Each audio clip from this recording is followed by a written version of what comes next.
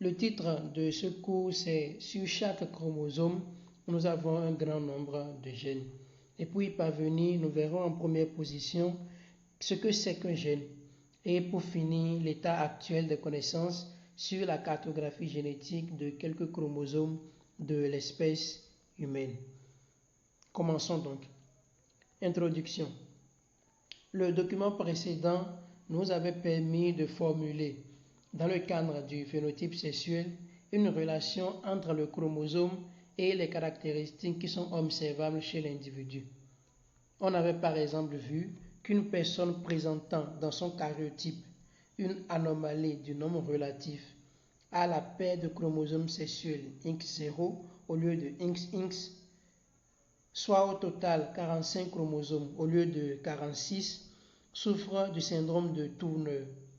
Cette dernière présente des anomalies liées au caractère sexuel secondaire qui sont normalement observées chez une personne de sexe féminin. Une absence de pilosité pubienne et axillaire, le non-développement des seins, la stérilité, etc.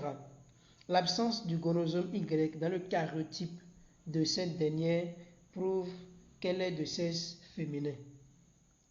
Si on considérait le syndrome de Klinefelter, l'analyse du karyotype d'un individu souffrant de ce syndrome permet de constater la présence de 3 gonosomes, dont 2 X et 1 Y. La formule chromosomique, c'est 2N égale 44A plus XY. Cet individu-là est de sexe masculin et on observe chez lui le développement des seins, des testicules de petite taille avec une azospermie constante. Ils sont donc souvent grands de taille et des débiles mentaux et très souvent sont stériles.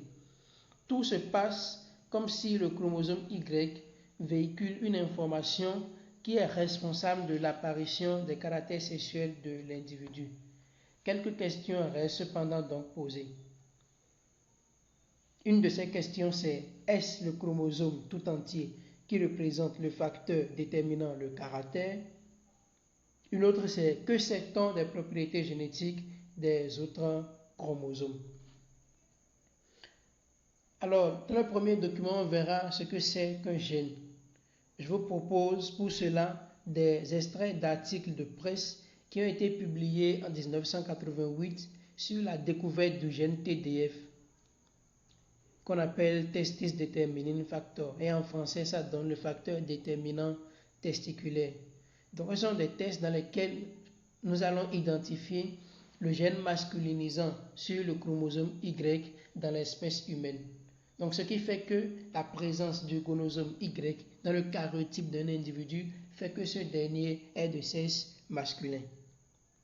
Premier test. Les scientifiques viennent de découvrir qu'un tout petit fragment de gène appelé TDF, situé sur le chromosome Y, est responsable de la détermination du sexe. Sa présence ou son absence chez un embryon de 6 semaines, qui n'est pas encore ni un garçon ni une fille, est à l'origine de son évolution vers l'un ou l'autre de ces deux sexes. Deux grandes étapes jalonnent cette découverte. D'abord, en 1983, des chercheurs de l'Institut Pasteur ont localisé la petite portion du chromosome Y qui commande le déterminisme du sexe.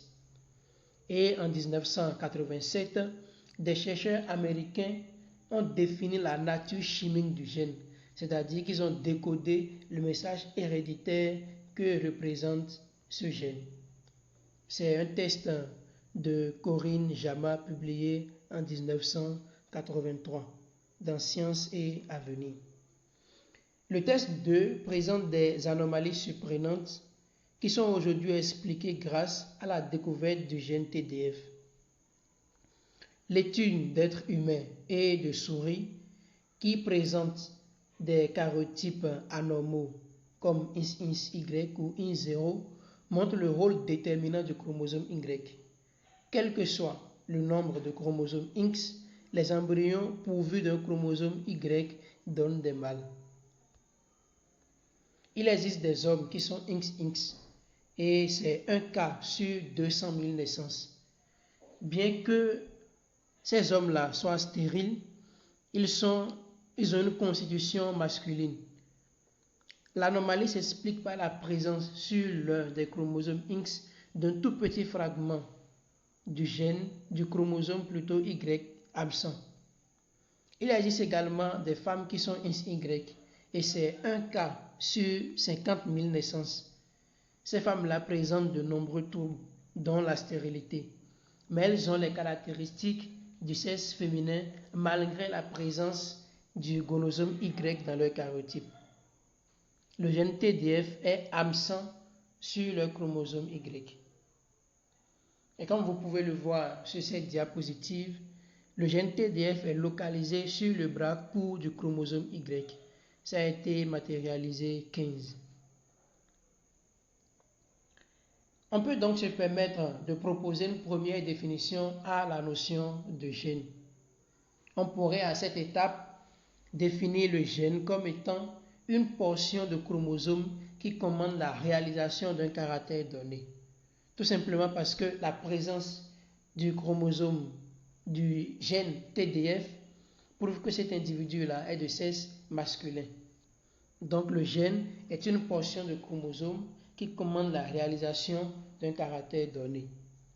Ainsi, c'est un tout petit fragment du chromosome Y qui détermine la formation ou non de testicules et par conséquent l'évolution d'une cellule œuf dans le sens de la naissance d'un garçon ou d'une fille.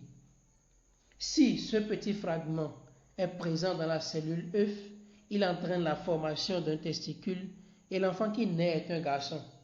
S'il est absent, il y a naissance d'une fille par défaut de testicules. Deux caractéristiques importantes sont à retenir en relation avec cette définition de la notion de gène.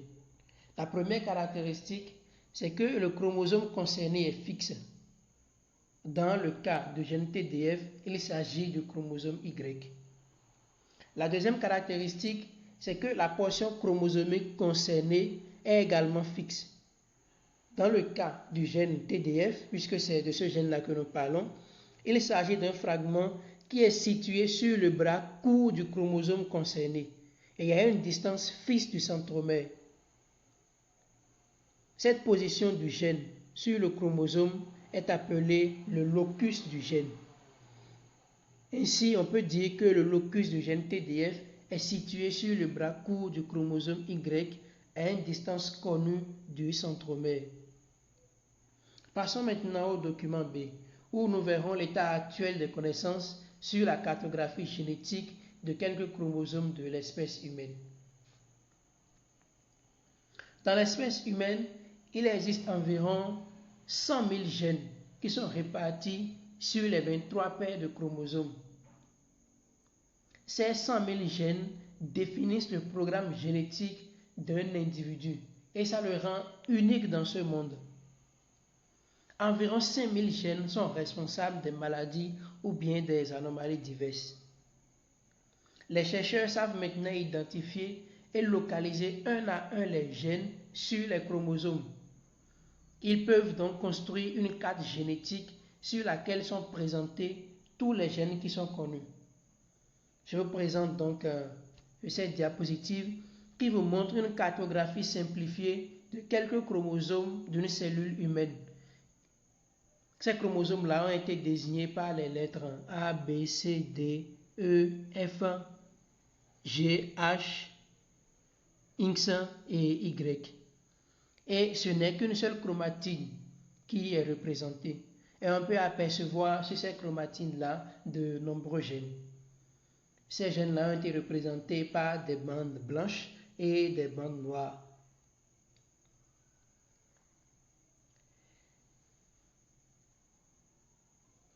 Sur la diapositive précédente, on a observé des gènes sur différents chromosomes qui gouvernent la fabrication de l'insuline. Ça a été matérialisé 1.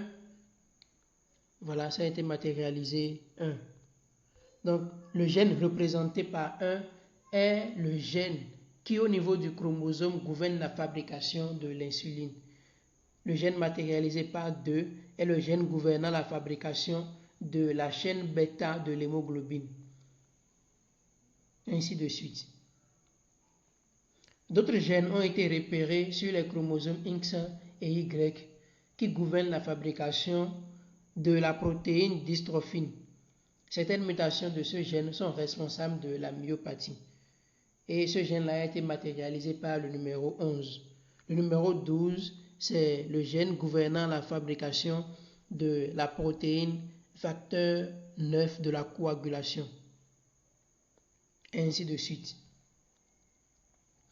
Pour donc vous assurer que vous avez vraiment compris ce qui a été vu dans cette vidéo, j'ai apprêté quelques consignes. Je vais répondre à ces consignes dans la prochaine vidéo. Les données fournies permettent de construire une réponse à la question générale qui est posée dans le test introductif, à savoir est-ce le chromosome tout entier qui représente le facteur qui détermine le caractère?